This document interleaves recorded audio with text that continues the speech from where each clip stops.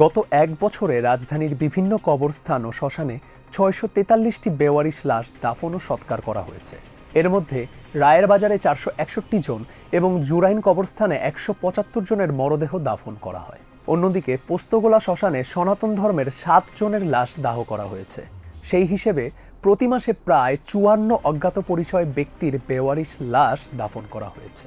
ফলে গড়ে প্রতিদিন দাফন কিংবা সৎকার করা হচ্ছে প্রায় ২ জনের লাশ। পুলিশ সদর দপ্তরের দেওয়া তথ্য অনুসারে ২০২৪ সালের সেপ্টেম্বর থেকে ২০২৫ সালের ডিসেম্বর পর্যন্ত ১৬ মাসে দেশে মোট ৪,৭৩২টি হত্যা মামলা রেকর্ড করা হয়েছে। আঞ্জুমান মুফিদুল ইসলামের তথ্য, ২০২৪ সালে ৫৭০টি অজ্ঞাত পরিচয় মরদেহ লাশ দাফন করা হয়, আর ২০২৫ সালে সেই অনুপাত বেড়েছে আরও, কারণ গত বছর আরও ৭৩টি বেশি বেওয়ারিশ লাশ দাফন করা হয়েছে। পুলিশ সদর দপ্তর বলছে, দেশের বিভিন্ন থানায় প্রতি মাসে গড়ে প্রায় ২৫০০ অপমৃত্যুর মামলা রেকর্ড করা হচ্ছে। এর মধ্যে সবচেয়ে বেশি লাশ উদ্ধার করা হয় নারায়ণগঞ্জে। গত বছর নদী থেকেই ৪৪০ মরদেহ উদ্ধার হলেও ১৪১ জনের পরিচয় এখনও শনাক্ত হয়নি।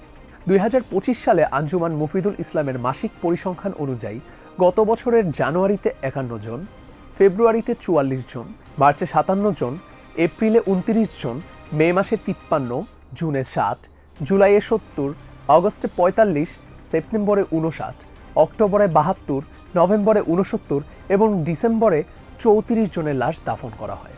এর বাইরে পোস্তগোলা শ্মশানে ফেব্রুয়ারিতে ৩ জন, মার্চে ১ জন, জুলাইয়ে ১ জন, অক্টোবরে ১ জন এবং নভেম্বর মাসে ১ জনকে দাহ করা হয়। সেই হিসাবে জানুয়ারিতে রায়ের বাজার কবরস্থানে ৫১ জন, ফেব্রুয়ারিতে ৪১ জন, মার্চে ৫৬ জন, এপ্রিলে ২৯ জন, মেতে ৫৩ জন, জুনে ৭ জন, জুলাইয়ে ৫০, অগস্টে ২৩, সেপ্টেম্বরে ২৩, অক্টোবরে ৪০, নভেম্বরে ২৮ এবং ডিসেম্বর মাসে ৭ জনকে দাফন করা হয়েছে। নৌ পুলিশ সদর দপ্তরের তথ্য অনুসারে গত বছরের জানুয়ারি থেকে জুলাই পর্যন্ত দেশজুড়ে অন্তত ৩০১ জন নারী, পুরুষ ও শিশুর মরদেহ উদ্ধার করা হয়েছে। এদের মধ্যে ২০৯ জনের পরিচয় জানা গেছে, বাকি ৯২ জন এখনও অজ্ঞাত পরিচয়। গত বছর নদী থেকে অন্তত ৪৪০টি মরদেহ উদ্ধার করা হয়েছিল, যার মধ্যে ১৪১ জনের পরিচয় এখনও শনাক্ত করা যায়নি। পুলিশ বলছে, সাধারণত পচে যাওয়া লাশের আঙুলের ছাপ মেলানো না যাওয়া এবং ছিন্নমূল ও ভবঘুরে মানুষের এনআইডি না থাকায় তাদের লাশ শনাক্ত করতে সমস্যা তৈরি হয়। স্থানীয় থানাগুলো লাশের ছবি ও তথ্য সংরক্ষণ করলেও পরিচয় শনাক্ত না হলে ৩ দিন পর ময়নাতদন্ত শেষে লাশগুলো আঞ্জুমান মুফিদুল ইসলামের কাছে হস্তান্তর করে।